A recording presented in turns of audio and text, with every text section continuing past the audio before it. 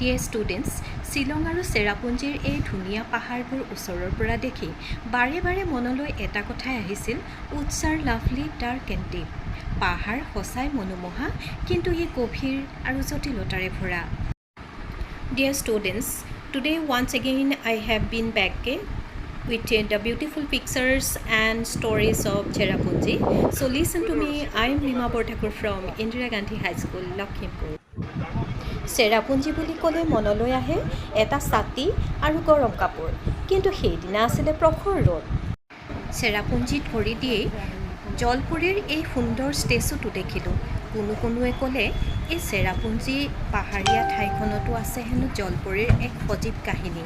সেয়েহে এই কাহিনীক আৰু সজীৱ কৰি ৰাখিবৰ বাবে এই ষ্টেচুটো ইমান সুন্দৰকৈ সজাই থোৱা হৈছে। এই জলপুৰীৰ পিছৰ যিখিনি অংশ তোমালোকে দেখিছা, সেইখিনি বোলে সঁচাকৈ জলপুৰীৰে পিছৰ কংকালেই আছিল বুলি বহুতে কোৱাকৈ কৰে। চেৰাপুঞ্জীৰ ৱাটাৰফলছ আৰু ইয়াৰ কাষত গঢ়ি উঠা পাৰ্কবিলাকত বহু সময়ে কটালোঁ, ভাল লাগিল। পাহাৰ ভৈয়াম, ডাৱৰ নিজৰা সকলোৱে যেন একেলগে কয়, এইখন পৃথিৱী আমাৰ পৃথিৱী, আমাৰ পৃথিৱী বিচিত্ৰ পৃথিৱী। পৰিষ্কাৰ পৰিচ্ছন্নতাৰে ভৰা ঠাইখিনি দেখি আমাৰ মনবোৰ ভৰি গ'ল। ক'ৰবাত যদি অকণমান ৰৈছোঁ, ক'ৰবাত আকৌ অকণমান বহিছোঁ, আৰু ক'ৰবাত হয়তো অলপ সময়ৰ কাৰণে প্ৰকৃতিৰ লগত নিৰিবিলিকৈ অকণমান কথা পাতিছোঁ। ধুনীয়া ধুনীয়া ফটোবোৰ ৰাখি থলোঁ, স্মৃতিবোৰ সজীৱ হৈ থাকিব। এয়া মাউচ মাই কেভ, প্ৰকাণ্ড শিলৰ মাজেৰে থকা অতি ঠেক এটা সুৰংগ। ওপৰৰ পৰা পানী পৰি থাকে আৰু তলটো গোটেই সেমেকা হয়, পানী হৈ থকা। ভিতৰটো আন্ধাৰ।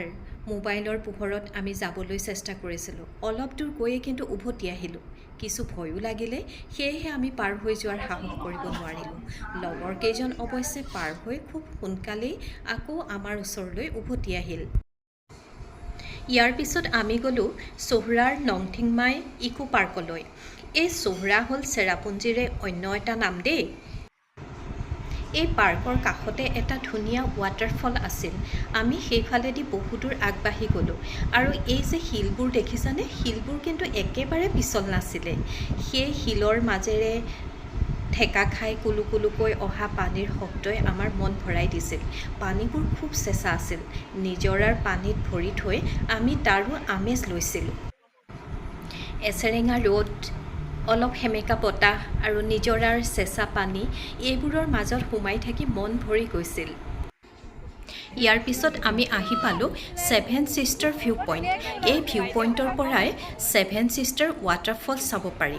ইয়াৰ কাৰণে কিন্তু আমি প্ৰায় 35 মিনিটমান সময় ৱেইট কৰিবলগীয়া হ'ল, কিন্তু অৱশেষত সৌভাগ্যক্ৰমে আমি 4টা হ'লেও ৱাটাৰফলছ একেলগে দেখিবলৈ পালোঁ। খুব ভাল লাগিলে। আৰু ইয়াৰ পিছত আমি দিনটোৰ চেৰাপুঞ্জীৰ শেষৰটো যি আমোদজনক অভিজ্ঞতা হ'ল, সেই অভিজ্ঞতা মোৰ কথাখিনিৰ পৰাই শুনাচোন। এয়া ছেভেন ছিষ্টাৰ চেৰাপুঞ্জীৰ ছেভেন ছিষ্টাৰ ভিউ পইণ্ট হয়। আবেলি 3 বাজি পাৰ হৈ গৈছে, আৰু এইটো এটা খুব ভাল লগা এটা দৃশ্য হয়।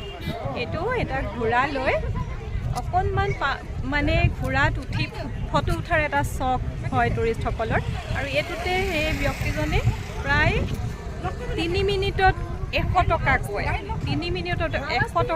তেওঁ লৈ এটা সুন্দৰ ব্যৱসায় কৰি আছে।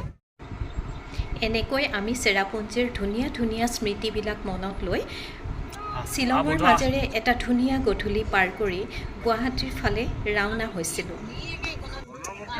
সেই সময়ত ডক্টৰ ভূপেন হাজৰিকাদেৱৰ শ্বিলঙৰে গধূলি গীতটো আমাৰ মনলৈ বাৰে বাৰে আহিছিল, আৰু আমিও গুণগুণাই আহিছিলোঁ। এনেদৰে আমি 2টা দিন শ্বিলং আৰু চেৰাপুঞ্জীত খুব ধুনীয়াকৈ পাৰ কৰিলোঁ, আৰু এই ভাল লগাবোৰ তোমালোকৰ লগত শ্বেয়াৰ কৰিলোঁ। তোমালোকৰ কেনেকুৱা লাগিলে জনাবাচোন।